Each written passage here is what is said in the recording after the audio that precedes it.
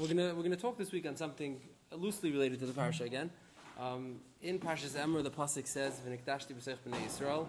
Actually, it's "Leisachalalu," and then it says "V'nikdashti b'seich b'nei Yisrael." Now we know, everybody knows, there's a mitzvah of Kiddush Hashem, of Mesiras Nefesh, under particular circumstances, not under not for particular mitzvahs at particular times. It's a big sugya. It's a sugya in Sanhedrin. It's a sugya in Avodah Zarah. This is great machlekes rishonim. There's many machlekes rishonim, and maybe hopefully we'll touch on some of those familiar machlekes rishonim and nidainim. But I really wanted to address just a different angle over here, and then we'll try to circle back. And I just want to start with the tshuva, really with the shaila from the Shvos Yaakov, and then I think some examples and what they show us. So the Shvos Yaakov in Chelik Beis in Tshuva Kuf Vav, he has a shaila as follows. It says, Ir achas, shegazru aleim gzeira lahavirim lahavaras das, shemechiyavim laharig yavar. There's a city, he says, that's writing to him, that they have a law, I guess, that they have to be mavar al das, and it's begeder yaharig yavar, meaning it's an avera that's yaharig yavar, umiktsasam yechelun levrayach. Some of the ilm could get away. They don't all have to die. Im mechiyavim levrayach lahatzel nafsham, dleihekim abim atzmam das, in hemed al yifish min atzibish mechiyavim limtzenefesh lakedesh Hashem. Should they try to get away? Whoever could get away, try to get away? Or do you say, no, you have an opportunity to Mekadesh Shem Shemayim, and you should Mekadesh Shem Shemayim over here. Now, the way he frames the question is a little interesting. Al Tifresh Min HaTzibur, that's not really the Nidin, but he frames the Shaila. Now, the Shvos Yaakov brings a tshuva to this, and I think we'll circle back to some of his tshuva. But really, the question that he's asking is the question that I want to handle. If a person is faced with the challenge, a person is faced with the challenge, something that he's mechuyev to Meiser Nefesh for, he's supposed to try to be Meiser Nefesh, like run into it, or you're supposed to try to not have that situation. If you're faced with it, you have to do you on. Lamashal, there's a story the Welt says over. The Welt says over that when the Ger Tzedek of Vilna, Avram ben Avram, was walking to the where they were going to burn him, the Goyin poked his head out the window, and the Goyin said, "Leif Shnel, Leif." And there's like a nidin in the storytellers. What was the Goyin telling him? What was the nidin? What was the Ger Tzedek's shaila? What was the Goyin's tshuva? What was the shaila about? And Yesh Omrim that the Ger Tzedek had a chakira. Do we say v'chai b'hem for as long as you can? Yeah, you're going to have to be killed eventually, but v'chai b'hem for as long as you can. Or do you say zrizim makdim l'mitzvahs? You have the mitzvah of v'nikdashti b'seich b'nei Yisrael, and the Goyin poked his head, and the Goyin said, "Life shnel life." Don't zrizim makdim on the mitzvah of v'nikdashti b'seich b'nei Yisrael. There's a lot of versions of a lot of these in Hagoyin, like the book Dov Eliach's book on the Goyin. He has a chveis, 50 pages on all the various neschayos and versions of the stories related to the Ger Tzedek. Whatever, Ayin Sham. Yeah, this. I'm just saying this is a shtickle. Now, I really wanted to highlight one particular person, a very, very famous person, who seemed to have had a tremendous desire to be Meiser Nefesh. Meaning not just like, if faced with the opportunity, if faced with the challenge of Meiser Nefesh. Like he had like a bikush to be Meiser Nefesh. Now, the truth is that I saw a grad B'Shem Chafetz Chaim. No, someone else. I saw you'll see 1 second. I saw B'Shem Chafetz Chaim. Chafetz Chaim, supposedly in his private tefillas, people used to hear him say, Tatach vil Meiser Nefesh sein. And he didn't mean, Stam Meiser Nefesh. Tatach vil Meiser Nefesh sein, give me the gelegenheit, I should be Zechel Meiser Nefesh. And Talmidim say the first time they heard the Chafetz Chaim begging to be killed, they were shocked. But eventually he got used to it. It was one of the Chafetz Chaim's personal tefillas. He would ask, I want to be Zechel Meiser Nefesh. But and we'll see, there's many throughout the Deiris, and there's something to learn from each one of them. But there's one in particular that I want to focus on, and that's the Mechaber, the Beis Yosef. The Mechaber, the Shulchan Aruch, the Beis Yosef, we'll just give a quick bio of the Mechaber and zoom in on the Nekuda that we're looking for. The Mechaber was born in Portugal in the late 1400s, before the Girish, before the Girish started in Portugal. He was born, let's say, I think he was 8 years old when it happened. He was a son of, his father was Reb Ephraim Karo, who was a big Talmid Chacham also. His uncle, who was like his Rebbe Movik, was a Yitzchak Karo. That he quotes him a bunch of times in various different svarim, primarily in Chuvas and other places. Hilchos Tefillin, he quotes him, like in particular regarding Tefillin and Cholamayid. Yanazach, he quotes from his uncle. He has a famous Chuva, Yibum, Bizman Hazeh, he quotes from his uncle. There's a few things. His uncle, Rebbe Yitzchak Karo, was probably like his Rebbe Movik. And Beis Yosef eventually lived through the Girish Svar. They moved to Egypt, and then eventually he moved to Adrianople, and then to other Greek city, other Turkish cities. And then eventually he made it in his 40s or 50s. He made it finally to Tzfas, which was like the golden era of Tzfas at the time. So many Go'inim and Gedolim lived there at the same time. Probably unheard of ever since then. that many gedolim, like such a cluster of godless and such a close proximity. How big was the kilo? A few thousand people. You had the Arizal and the Beis Yosef and the Mabit and it's endless. It's an endless list. I'm saying Shlomo El Kabitz, endless list of gedolim. The Meribe Rav and an endless list of gedolim who lived. What do you say? The Alshach. Yeah, you could just the Charedim. You can keep going. You go to the basic forest. You see who lived there, and it's all from that same little tkufa. Now, Beis Yosef, although we know him obviously as the Mechaber the Shulchan Aruch and the Beis Yosef and the Kesef Mishnah, and there's Gadas Farm that were never published. He had a Pirush on Mishnayos that was never published. He had a Pirush on Rashi and Ramban al Torah. It probably would have been nice to have these farm. These are farm that are lost. The Beis Yosef supposedly wrote, Kilo of Rayas, he makes mention to different farm that he had. But probably the most interesting and out there sefer the Beis Yosef has is the Magid Mesharim. Now the Magid Mesharim is a very unique sefer because it's a Chatzi diary, Chatzi Giluyim, it's Chatzi Drash, Chatzi Kabbalah. Too many Chatzis. I know my math is off, but you know what I'm saying. It's a very interesting amalgamation of all different types of thing, and it really is.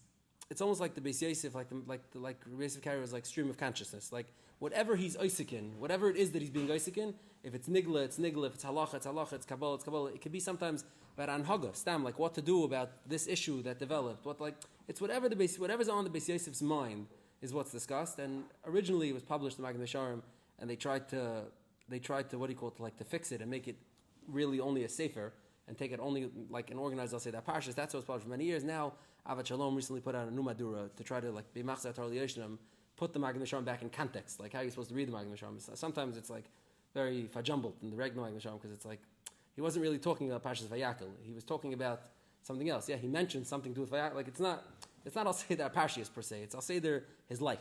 And the earliest things in the Magid Mesharim when he's having his Magid already start in Adrianople in Turkey, then in Saloniki, that was the missing city. Eventually in Tzfas, there's very few people who were zeichet to have the Giluyim with Beis Yosef together. Reb Shlomo El Kabitz, in a famous letter about Shavuos, actually coming up, he writes about the Giluyim. The Beis Yosef a lot of times describes his Giluyim as the Mishnah talking to him. It's the Mishnayos. It's from learning Mishnayos Bal Peh that he was zeichet to these Giluyim. The Beis Yosef Take in Magid Mesharim reiterates many times the chshivos and the inyan of Chazar of Mishnayos. Now there's many somewhat odd things in the Magid Mesharim. For example, there are things there that don't stem with halacha. There are things there that are stira to what the Beis Yosef himself writes. Sometimes he teaches a pasuk, not like Chazal. Sometimes he teaches a pasuk, not like the pasuk. Meaning there's different things, different interessante Sachen, and many gedolim wrote about it to try to explain what exactly was going on in the Sefer Magid Mesharim. Now there's different Havanas and what a Magid means. If you get one, contact me privately and we'll go into the details. But there's different Havanas into what. Actually, if you get one, contact me and I'll you'll tell me. But there's different Havanas in it. But in the Gaon's world, and this is Alpir of Chaim Vital. Let me start. Chaim Vital really in Sharuch HaKodesh brings from the Arizal. He says, "Daki Adam beYosef Tzadik v'Chassid v'Oisik b'Torah Mispal b'Kavani Hine b'Vadei she'ein shum davar she'ein b'Mamish v'Nivru ben Malachim v'Ruchim Kadishin Kayam v'Oimdim." Every tnua that he does produces some sort of malach, some sort of something, and everything has meaning.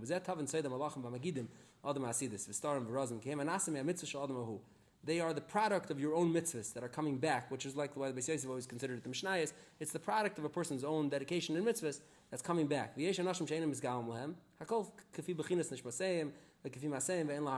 rather what Chaim Vital is making mention over from the Arizal is that not every person's Sherish and Neshama is the type that could have a Magid.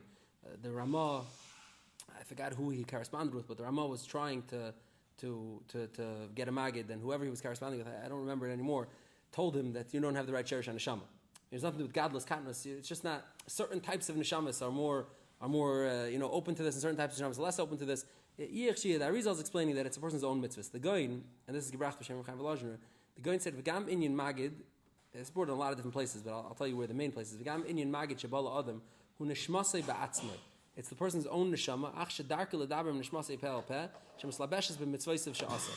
I don't know what that means exactly, but what the Goin and Chaim Velazhner and where Chaim Velazhner really said this was to be miyashiv all these steers and things.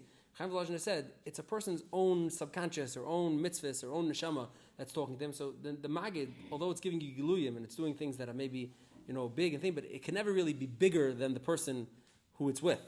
So Rav Chaim Volozhiner says that Muzdach Zayin, I'll read you the quote because I don't want to say this wrong. He says, this is the Radal quoting, another Talmud of the Goyin quoting. He says, Shemanu mitay chayotz midivrei Goyin Yisrael Rabbeinu Rav Chaim Volozhin, Shadvarim al koponim chelek hamusarim atechachas v'azhar shenemru la'yedei Magid HaKadosh, nemru behetem l'halach ruchay. T'rishaysev haruchniim v'kisufim haruchniim apnimim v'imke ruchay v'nafshay. Whatever the Magid is munning from the Beis Yosef, or telling the Beis Yosef, or is the Beis Yosef himself. Shebukdei sheyuchal etzion l'poil ha'leisen al stei avedasei v'anagasei ruchniim z'beifin kavu m'suder al kol zeh barloi is rasim mikadosh. Fine. Then he says as follows. He says this, that the Maggid sometimes makes mistakes, and he gives a few examples of the Maggid making mistakes. He says, "Sheshama mishem she'er b'sarei hagoyin hamiti Rav Chaim Volozhiner is b'shem the goyin shevadei meharav Beis Yosef ha'shchucha ba'oser rega hamishnah. When he made a mistake, when the Maggid makes a mistake, it's because the Beis Yosef was forgot that Mishnah that din. Oy hoyle izal ba'ezer rifyon b'chazar v'iyin ba. Or the Beis Yosef had a certain rifyon in Chazar or Ian in that particular din, that particular pasuk, that particular Mishnah, he made a mistake. I just wanted to quote it exactly right, because this is Rav Chaim Volozhiner says it.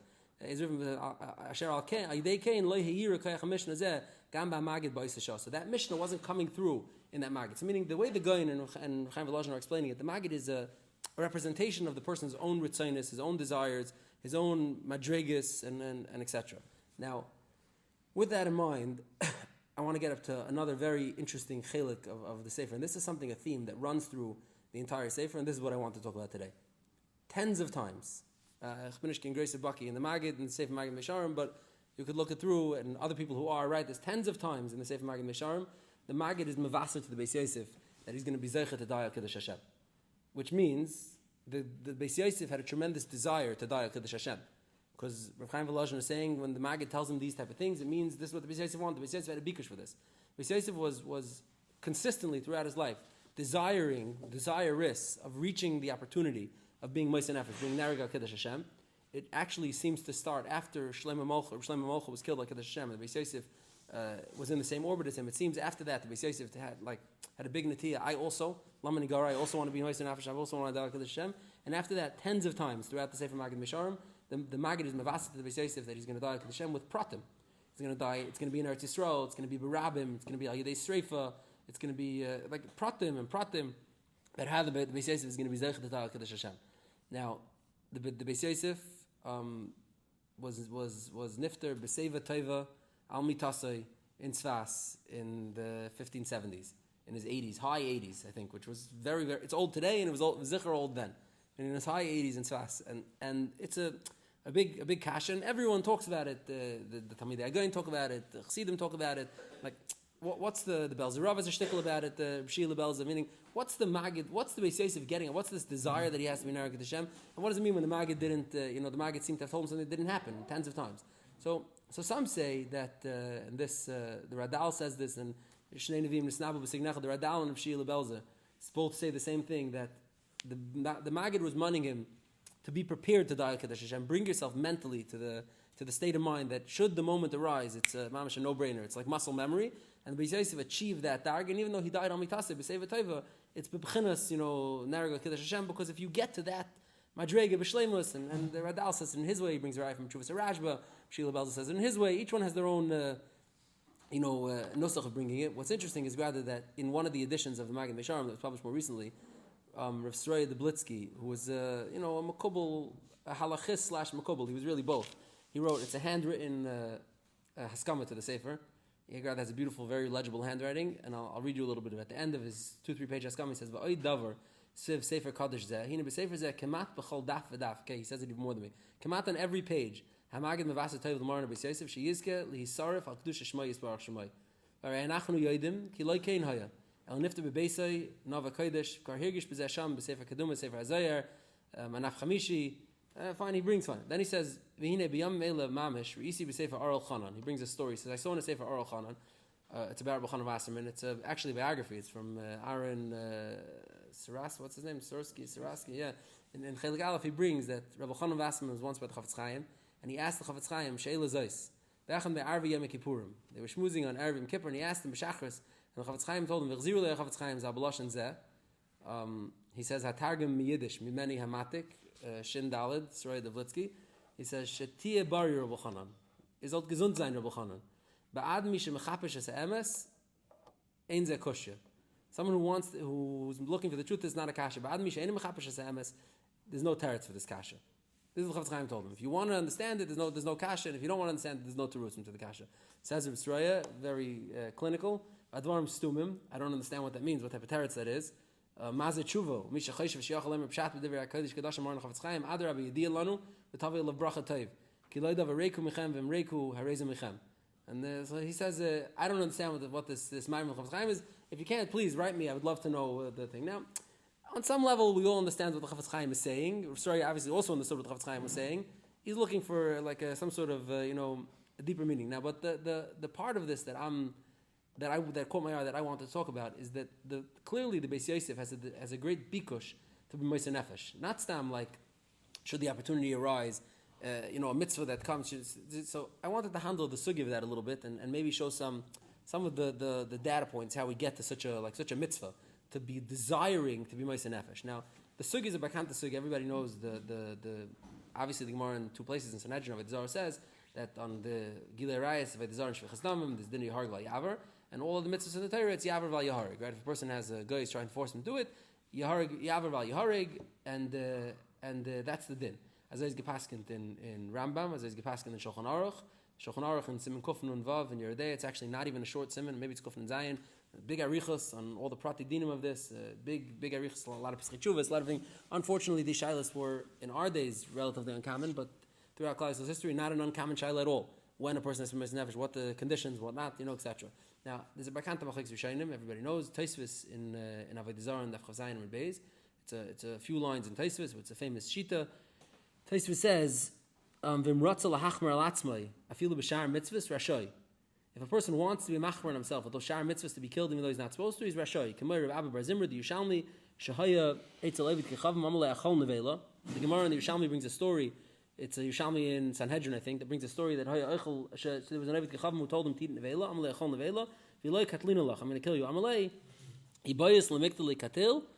If you want to kill me. I'm not doing what you want. So Tosfos says from there's a raya. Umachmer hayed mistama b'tzinuhu. Tosfos makes an assumption. Mistama, that was not a case of real Mesiras Nefesh. There was no, it wasn't like Arkis of the Masani. It wasn't the exceptions. And Rabbi Abba Bar Zimra told him, you want to kill me? I'm not going to eat treif. Treif's not going in my mouth.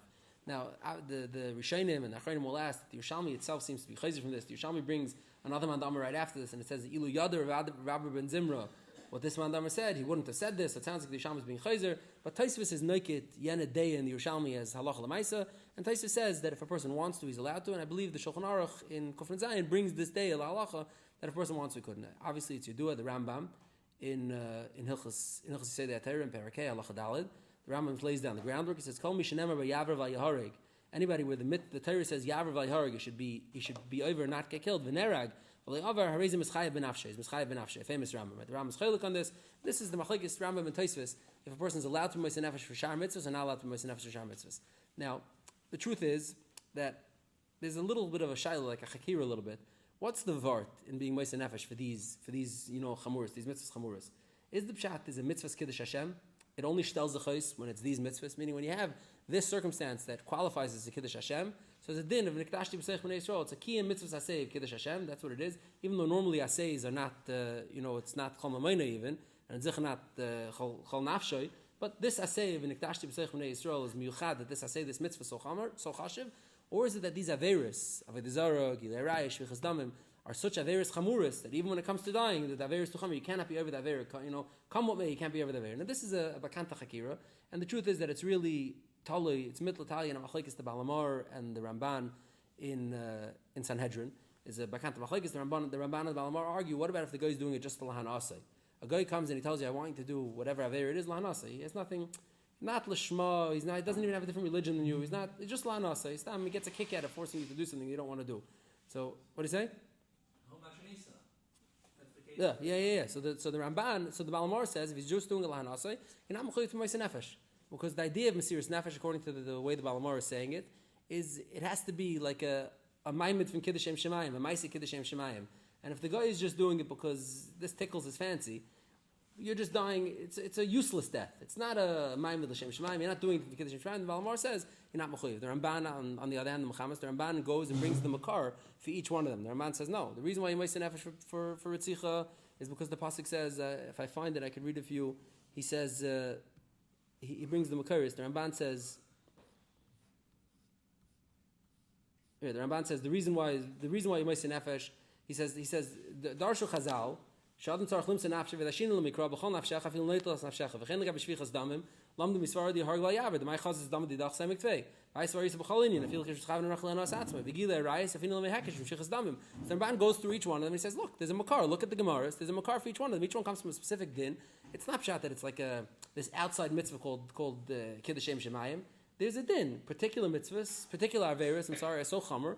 You have to be. You're not allowed to. Now, if we borrow this machlokes and come back to the Rambam and Tosfos, the Rambam who actually says that you're not supposed to be Moshe Nefesh extra, at first glance you would think that's going like the opinions that say that Mesiras Nefesh is only when it's a Kiddush Shemayim. And I'm sorry, at first glance you would think, at first glance you would think the Ram Fakir, it's only these Averis Chamuris, right? There's nothing else. You can make a Kiddush Hashem with something else. No, it's these Averis Chamuris in particular, nothing else. But the truth is that the Rambam is come out explicit that he holds the din is because of Kiddush Shemayim. The Rambam in the beginning of the parak, in parak A, he starts with as follows. He says, Kol Beis Yisrael Aloch Aleph, Mitzvah al Kiddush Hashem Agad Lazeh, Shenem Mikdashti B'Sech B'nei Yisrael. Everyone in Klal Yisrael is mitzvah on this mitzvah of Mikdashti B'Sech B'nei Yisrael. Then he continues, you go through the Rambams, and Halacha Dal, the Rambam says, Kol Mi Shenem B'Yaver V'Hoy, then he continues on, he says, and anyone who has one of these mitzvahs, and he's supposed to die, and Harezim Mekadosh Shem Shemayim, V'im Avar V'Loim Nerag, Harezim Mechal Hashem. The Rambam is clearly that the Rambam is learning that it's about Kiddush Hashem, Chil Hashem. That's the dynamic of being Moist Nefesh, not being Nefesh. It's about Kiddush Hashem, Chil Hashem. It's not about. No, actually, he does. He holds like the Balmor. The Rambam holds like the Balmor Lanasi, not Mechuyev. Yeah. So Kilu, it's a little bit incongruous. Elamai, you have to say that the Rambam held that you don't get to decide which particular circumstances create a Kiddush Hashem. There are particular averis, particular circumstances that create a Kiddush Hashem. Out of those circumstances, out of those particular mitzvahs, just because you feel like, I think if I'm Moisei Nefesh to do this, it's going to be Kiddush Hashem. That's not a Kiddush Hashem. The Hashem might decide that's not. That's not what I wanted from you. I didn't want you to meaning, you have to say, even though it's someone incongruous in the Ramshit, that's the Ram holds. Now, if that's all true, and the Rambam's of the opinion that it's Mishum Kiddush Shemayim and etc., and you're not supposed to do it extra, so l'chayru one would think that the Rambam would not be like the Beis Yosef's, ideology, like the Chavetz Chaim. The Rambam wouldn't be saying you should be zuching guys to Moisei Nefesh Hashem Shemayim. The opportunity presents itself, fine. You do like to search it out is a little bit together extra, meaning like the Shvus Yaakov is addressing in his tshuva. Now, what's interesting is that the Rambam himself in this halacha brings examples. He says as follows. He says, "V'chol mi shenem v'yahar glal." I'm sorry. He says, "V'mahaya ba'asar mi Yisrael hariz kiddush Hashem berabim keDaniel Hananya Mishal v'Azariah." Like Daniel Hananya Mishal v'Azariah, Rabbi Akiva v'Chaverov. Now, if you look at all of these examples, Kamat, all of these examples are cases where, if you look through either the Chazals or the Psukim even, there are examples of people doing extra credit. People doing something they're not mechuyev. The Gemara in Pesachim is talking about Hanani, Mishael, and Azariah. The Gemara tells us, now that's not the one. So, okay, so one second. Yeah, so 1 second. We know some of the building blocks. Let's see. 1 second, let's see. So, yeah. So the Rambam brings it. Now, it's getting late already. I didn't realize it was going to take so long to get to here. I want to focus on one in particular, which, although everyone knows the story, I don't think everybody knows the story with the Pitchivkis. The Psukim, and then it's come out before in the Psukim, but for sure when you look at the Chazals, the Psukim tell us about everyone knows Daniel was thrown into the Geva Arayis, right? But just shame the background a little bit. Indulge me if it's something everybody knows. If not, then it's good. If not, yeah.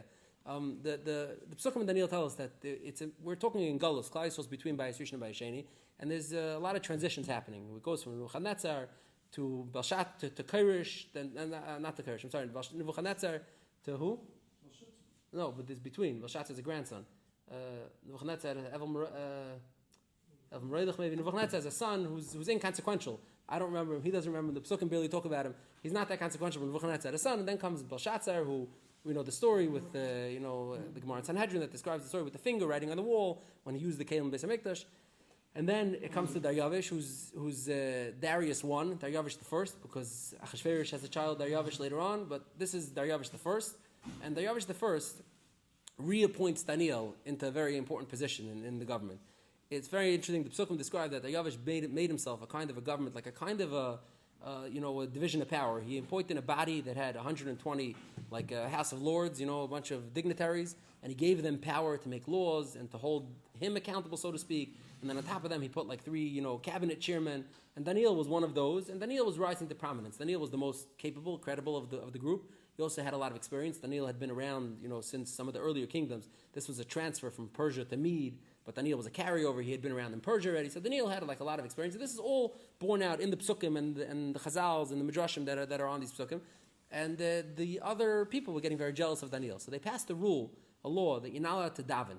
No davening. Only davening to the king. You need something, you go ask the king for something. You don't daven a tefillah. Now, fast forward to the Psukim in Daniel Vav Yud Aleph, and the reading over here is a very big challenge. Daniel's written in a foreign language, but it says Daniel Kidayada di Rashim Ksava, when he became aware of this new rule, this new edict, this new law that you're not allowed to daven. It's like mamish like davar v'fuche. All the beisei, he went up to his house. V'chavein pesiches loy b'liyasei neged Yerushalayim. V'zimnin tlasa b'yom havibarach habruchay matzlo moed kadam alaha kol kavod. He had a special davening room in his house where he had windows facing Yerushalayim, like mamish, like action reaction. They made a law you're not allowed to daven. Daniel said, I have to go daven, and Daniel goes up to daven in his davening room. Now the Psukim tell us that obviously they found out about it. They haul him in front, and it's a plea to read the Psukim with the Rashis and the Midrashim. Daryavish desperately did not want Daniel to be put to death. The king, Daryavish, loved Daniel. He desperately did not want him put to death. Daryavish was negotiating on Daniel's behalf. No, he didn't really daven. He only davened a little. He didn't daven the wrong tefillas. Maybe there's a carve-out. These tefillas are not included in the edict. And the Psukim describe this battle between the Senate, so to speak, and Daryavish. And the Senate tells him, if you're not holding by enforcing the laws, it's a chuchot lula. The whole thing's a joke. Meaning you have to enforce the laws. And they force Daryavish to finally concede that it's going to be time that Daniel has to face the death penalty. And what's pliadik is in Pasuk Tezvav, it says, Adan Malka Kademilsa Shama Sagi Be'esh Eluiv Al Daniel 1 second Al Shezve. He dedicated all his effort to save Daniel, and it says Va'ad Male Shimsha V'Mishtadei Lahatzeluse. Until sundown, Daryavish was negotiating to try to save Daniel. Now the Mekubalim say in this Gebrach that Yoim is a Shasarachmim and Laila is Dinim, and Kilu Ad Yom Shimshi was negotiating. Fine, but putting it aside, Rashi brings down something fascinating. Rashi says that they were sitting in court. Mamish in court case. Daniel is in the box. They're judging him, and the prosecutor on behalf of the Senate is sitting on one side, and Daryavish is the defense attorney. And Daniel looks out the window and he sees the sun is starting to set. It's getting to Ma'ariv time. Daniel says, "Okay, it's davening time." And he pulls out a siddur and he starts davening in the courtroom while they're davening him for davening. Meaning, davening is not for the. This is Rashi Afanort in Daniel Perek Vav. Daniel, you're talking about forcing the issue. Meaning, Daniel took a stand. There was no wiggle room, no negotiation. And Beles Breyer at the end of this, Daryavish has to concede. He says, okay, what can I do? I can't, this is like a guy who's getting up and announcing, I'm guilty, I'll do it again, I'll do it in front of you. What can I do? Beles Breyer, Daryavish concedes. I'm going to have to let you put him to death. And then we know the famous part of the story that Daniel goes into the Geva Arayis, and he gets saved, and ultimately Daryavish ends up taking these people who made the bilbul against Daniel, puts them in the Geva Arayis. Fine, that's the rest of the Psukim, how it plays out. But Daniel is mamish a spitz example of someone seeking out, like a grace of bikush, to be Moiser Nefesh, to force the situation, to create a situation where I'm going to be Nerag to Hashem. And the Rambam, in Parakeh Allah Daled, when he brings the din that you're not supposed to be Moiser Nefesh extra, and you're not supposed to do Faveris, you're not supposed to, he brings, unless you're doing it like Daniel, which is the ultimate Kiddush Shemayim. Now, the Rambam and Neisei talk about it, and there's an Mukiyesa that I want to get to. We might have to continue it, because I'm middle of an Indian, but we're at a hard stop. To be continued with Shabbos. You've just experienced another Torah class brought to you by TorahAnytime.com.